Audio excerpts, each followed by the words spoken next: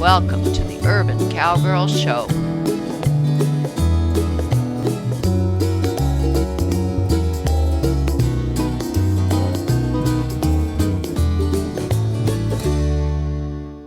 Today is a show about getting ready to do seated driving on the stoneboat with Firecrest Easter Eve, who's not here today. We're just talking about tack and tools and equipment. And there is our harness that we use for single horse driving. And here is Danielle, who's going to be doing the driving for me for a few months. I'm Sonia Sokolow, the Urban Cowgirl. I finally did have my right hip replacement. I am recuperating. This is my first time outside in 3 weeks, but it will be at least 3 months before I can comfortably follow a horse, even ground driving. So Danielle is going to be my legs and my arms, and she has a lot of experience with horses. She hasn't ever driven, but she will learn. Now, we're showing you the stoneboat. Although it wasn't used 2 years ago, and it's in season 25, number 5, where we last worked with Eve and the stoneboat, we didn't have a seat on it. Can you sit on it, Danielle? We added a seat yesterday, and it seems to be very comfortable, because what we want to do when we actually get to that point is be able to drive Eve with her harness on and have her pull this stoneboat on flat ground. We don't feel that we can use this stoneboat on other than flat ground. It's just a training device. But you know what? We may be adding some side skids to it, so it's a little bit wider based. We'll see as we go. This stoneboat has been used by my mini cows and by Eve to pull. And behind it, we can follow on a horse and actually do some roping practice. It's got a multi-purpose facade. Now, before we actually pull the stoneboat, though, we're going to be pulling something like a log. We have training logs that we use for that purpose, and you'll see them when we get to that point. But for today, to help you and to help Danielle understand all the parts of this harness, Danielle has worked with our pairs harnesses, but not with the single harness. Let's start over here, Danielle, and why don't you take off of the hook the neck piece, okay, the collar, and show the top of it. What's different about it from the ones that the pairs harness? It's got a buckle. It's got a buckle, so you don't have to teach the horse to accept the collar over their head, but you do have to buckle it securely once it's around their neck. Okay, so that is a difference, but each of them work. Before you do that, though, Danielle, you've got it. Just what I want you to do is the stainless steel hames. You see the stainless steel parts? Yeah, that is a very, very nice hames that fits in the groove of the collar. Let's just put it there on the collar. Yeah, and show how it fits.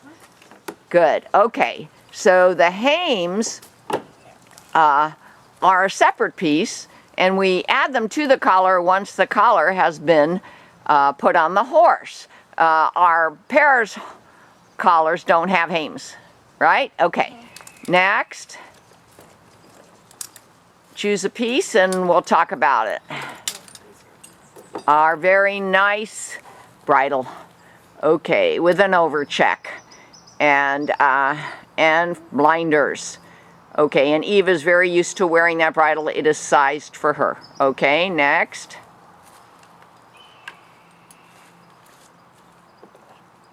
Britchin. Britchin and crupper. Always challenging to put on any animal that isn't used to having all those leather straps and pressures on their hips and under their tail.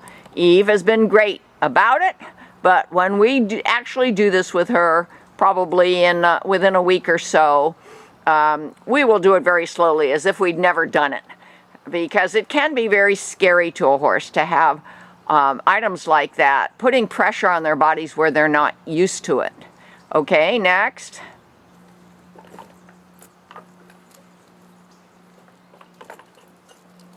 I think those are, and you know, when we actually do it, I'll remember where they go. Those hang from the britchen, I believe, or, we'll clarify this when we actually do it. You know what's missing is the saddle. Did you bring that from the vet stall? There was only the western saddle in there. No, it's almost like a surcingle, but it's patent leather. Oh, okay. Okay, we'll bring that next time. We had all of this tack stored in a different room. We're gonna store it here now near the stone boat, but it's a patent leather saddle, and from it, I believe, those straps hang. You know, I'm gonna go back to some of my older shows to remind myself. You get so that you can put this tack on without even thinking if you have a horse that will accept it. But it's been a couple of years since we've used this on Eve, so we're going to remind ourselves and we're going to remind Eve what it's all about. Okay, and one more thing, the drive lines. Okay, you see that at the end of the drive lines, if you can show the quick releases, we have quick releases. Because you know, if you need to remove a drive line that has a buckle and you have a spooking horse, it's much easier to grab the quick release. Show how the quick release works. Let me zoom in here. Okay. You just pull back the sleeve and the hook opens up. Now behind me you're hearing my bull, Rusty.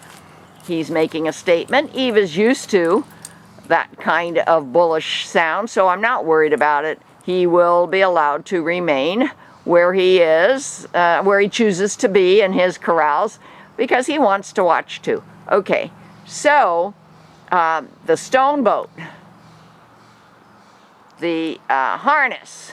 Let me have you do this, Danielle. On the other side of the shed is the log. Yeah, let me show you and the viewers what this log is all about. This is a real wooden log that fell from a tree, and we've used it numerous times with the cows, with the horses. Yeah, and we've attached eye hooks and chains and clasps. Can you go farther back a little bit?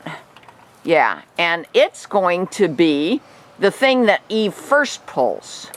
We won't be sitting, of course, on the stone boat. We'll be ground driving her first with nothing as a pull. Then we'll be attaching the log as a pull, but the log will have to be attached to a single tree, which is in the shed here. It's a PVC single tree. Do you know what I mean when I say that? You want to go see if you can find it. Now, when you work with 2 horses or 2 cows, you have a double tree, which is two single trees connected with an extra tree. There you go. Let's go show it. Yeah.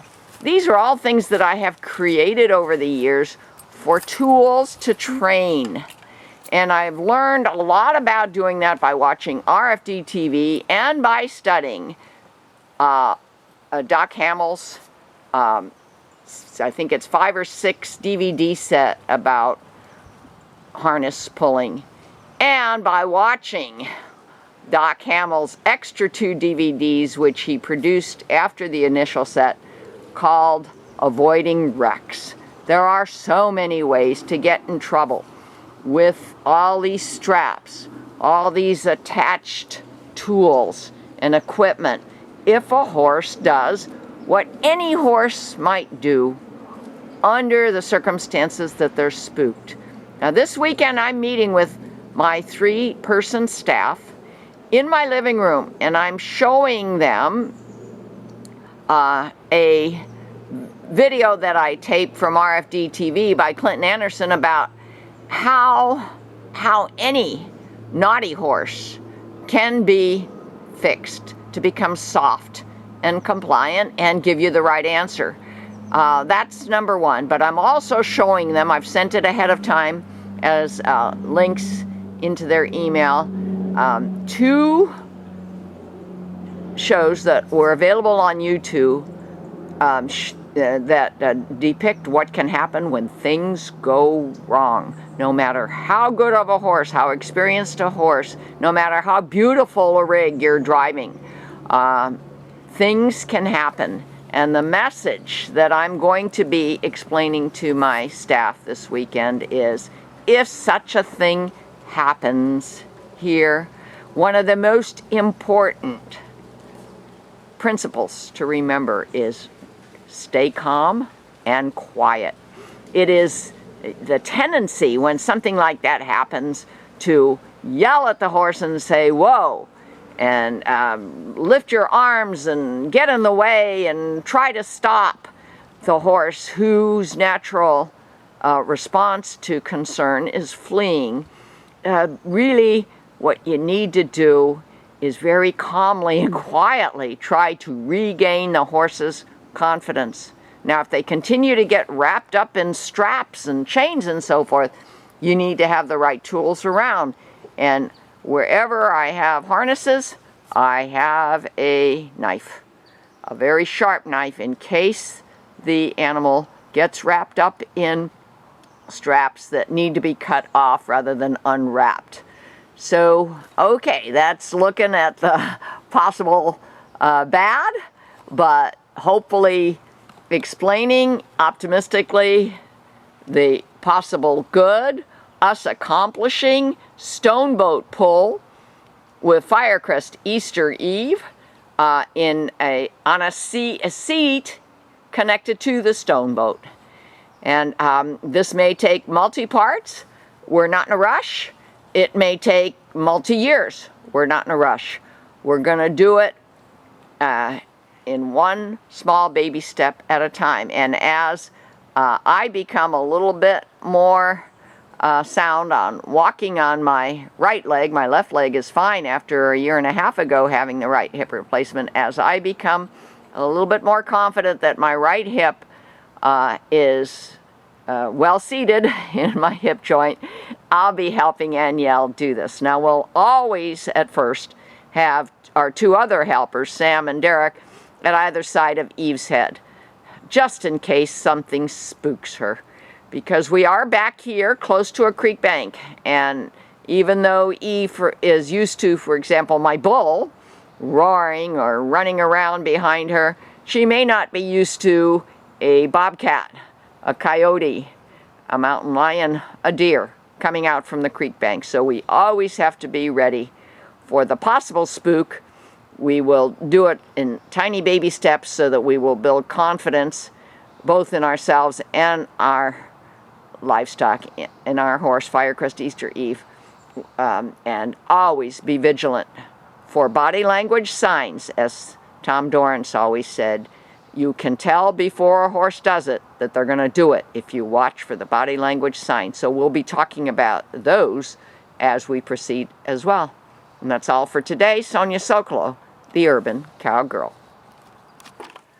Our next session, you're looking at our stone boat that has side skids on it now, so that it's less likely to tip over if there is a runaway or a pothole or something like that. Just some wood strategically placed so that the stone boat, when you're sitting in the seat, is more stable. It also has the single tree on it, which is that piece of PVC. We've got Rusty over here again. You can hear him. I probably can't show you him at this moment because I'd have to get up. I'm Sonia Sokolow, the Urban Cowgirl that is still, after a month, recuperating from my right hip replacement. I'm so glad to be out here, but I don't come out too often because I'm afraid at this point that I might trip on something out here, including storm debris. I'm having my helpers, whenever they have time, to pick up branches to fill in potholes, because you know what? We're in a terrible drought here in California, and it is mid-January, and we haven't had another storm, and we're still cleaning up from storms from last year. So it's an ongoing project, but especially because with each and every day I hope to get more and more sound with my right leg.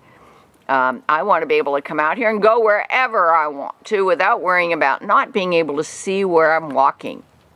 Now you can tell Firecrest Easter Eve has her winter coat on. And look at her legs, just covered with hair, but that's good.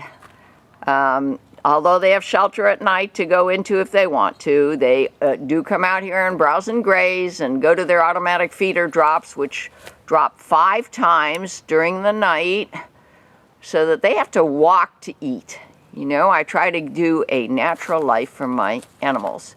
And there we go. We have, the neck strap. I know. Do you want me to leave the halter on or take it? Yeah, I'll leave the halter on. We're really just doing a little bit more tack fitting today, showing you the pieces. We've got the bridle on with the blinders. Today we've got the saddle on, which is like a surcingle. It's a patent leather saddle. And Eve, as she's trying to look, you see, they see out of the sides of their eyes, and the blinders kind of prevent them from doing that. So she heard something going on here, and she wanted to see what it was. So she had to turn her head completely to see it. Okay, now what I want you to do, I'm not sure we're going to move today because we don't have a third person in case there's something that's going to spook her. I'd like you to put the drive lines on, and it's kind of tricky. I'm going to explain it to you. The rings on the top of the saddle are kind of small, so you need to come with the small end through the ring. Yeah, and then we connect to the bridle.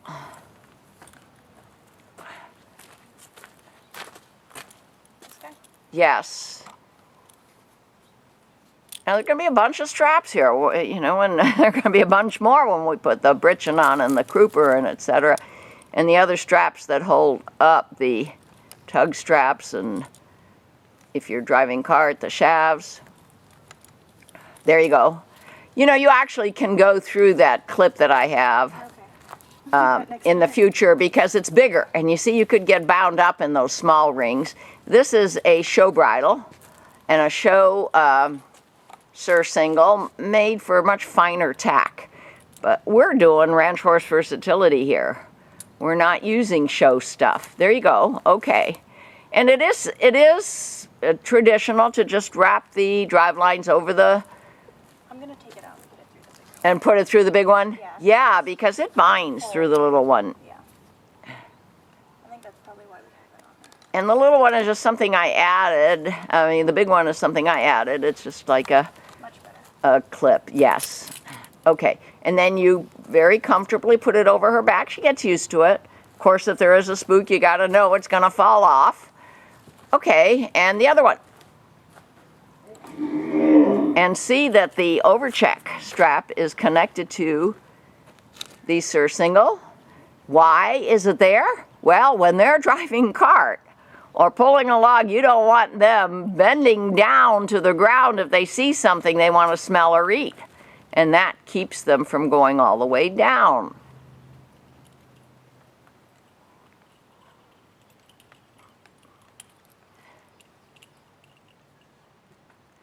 Okay, so come here and I'm just going to show for educational purposes here after you're attached. And by the way, we're attached with quick releases. We mentioned this last time.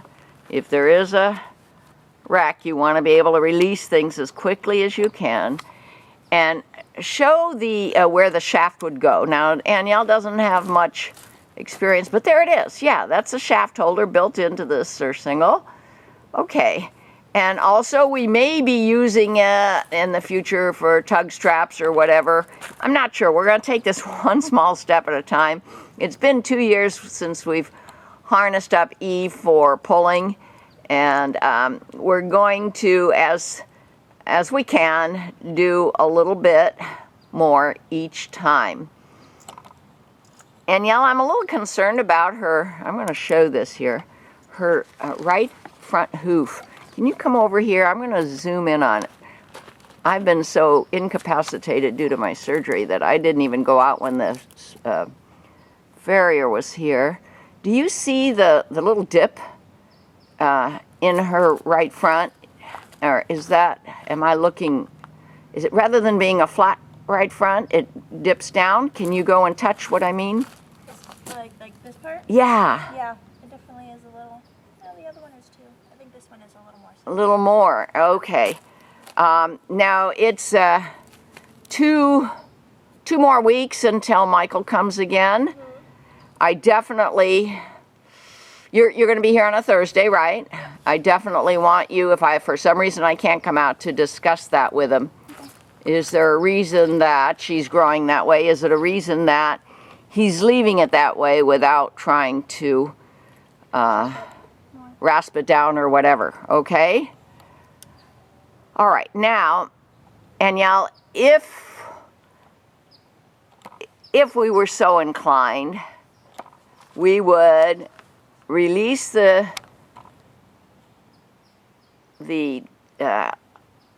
halter line from her string halter and try to drive her around. But you know, without Derek here or somebody to help us, At least one more person. we're not going to do that. But you are coming Saturday, and he might be here Saturday, and we could do that Saturday. Mm-hmm. Start the video at this point, and then, Anielle, if you could turn this camera toward me, and I'm going to point towards where you're going to drive. You can very carefully turn the camera. This is the first time I've been on camera in months, you guys, and the sun is going to be on the lens, but we're going to be driving down here.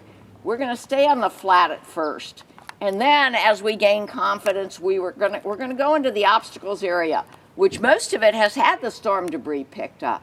We're going to drive Firecrest Easter Eve with her drive lines and her blinders without first connecting her to the stoneboat. And then we're going to have her pull a log. And then as we gain confidence, we're going to have her pull the stoneboat. And that will be our ultimate goal. And on the stoneboat, if she's pulling and doing well, we'll add some weights, some concrete blocks, something or other to make it heavier. And teach her to use the power from her hind end. The heavier it gets, the more power she's going to need to use from her hind end. All right, and so that's our short session for today. And please keep in touch with Eve's progress in pulling a stone boat. Well, as we promised, here's our next session, and we're actually driving Eve. We have Derek at the head, because I can't safely be at the head. You want to stay on the driveway. And Eve is going towards the creek bank, and she knows that there are critters there, so she's probably a little bit nervous. Okay, and remember to stop. Okay, we're kind of testing her. Are we getting a good stop? Because 2 years ago, we were having trouble getting a good stop. And by the way, here is Rusty, the bull, trying to be part of all of this. So he's roaring, he's sticking his head between the rails of the gates. And when Anielle gets back here, just do a U-turn. Let's not try to talk to the camera this time. Do a U-turn when you get back here. Good, she's stopping. Good. And we're not going to join up with Eve. We're going to keep her on a line today because it's just the first few minutes after several years of not doing this ground driving back here. Okay, and make a U-turn. Good. Ha is left. Okay. G is right. Good. Got a dog barking across the creek bank. Anielle is very clearly asking for G and Ha. G right, Ha left. Good. And of course we're just tugging, not holding on with constant pressure. She's looking really good. Very nice. I'm pleasantly surprised. This time when you get down here, let's stop for a minute and talk into the camera and tell us how she feels, because she sure looks calm. Oh. Good. I'm going to take the camera closer because we couldn't get the mics to work today. We're gonna work on it for next session. And how was it? How did it feel? It was good. She was a little heavy on the first couple stops and she kind of inched forwards, but you saw that last one. She was really good. She Yeah. moved her feet since she stopped. Uh-huh. And she was good with the turning. She kind of turned when I said it before I gave her a little tug. So Okay. she knows which way. Okay. Then I'm gonna ask you to do one more slightly challenging thing. Is go G to the right, around the L, maybe between the stumps and the jumps, and come on back. Okay? With a ground driving. You see we have an arm extension in case we need to cue her for go, but you didn't have any problem getting her to go, huh? So go around this way? Yeah. Okay. A right hand turn, a G turn. Watch the stumps. G. G. Sorry, Paris.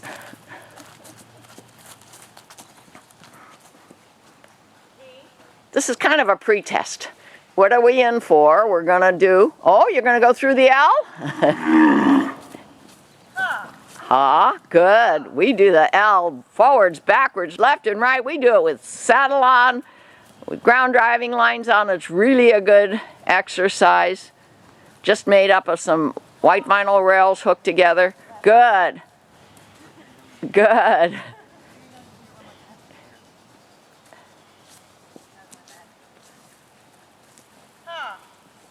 Good. Come on back here now. G. G. All right, take her back to the post.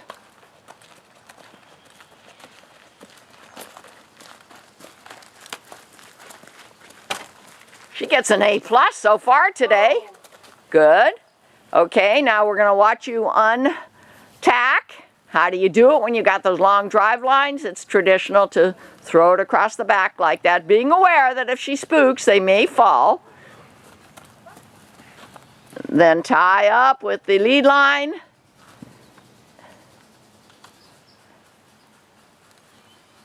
Take the drive lines off. We've got them on a quick release. And this time we put the drive lines through the enlarged carabiners. Yeah, that worked much better. It works much better, doesn't get hung up. Everybody's looking calm. Watch her ears. Tom Doran says, watch the body language. You can almost always tell when something's gonna happen. You don't have to wait for it to happen. So we do that here all the time. Watch that the ears are listening, that the neck is not stiff, that the eyes aren't bulging, that in fact they're blinking their eyes. Okay, we are putting everything away now, and I'm finishing this show. I'm Sonia Sokolow, the Urban Cowgirl, feeling better today, getting close to being able to handle my horses and maybe even do some cow work with my cows. See more at www.urbancowgirlchannel.com.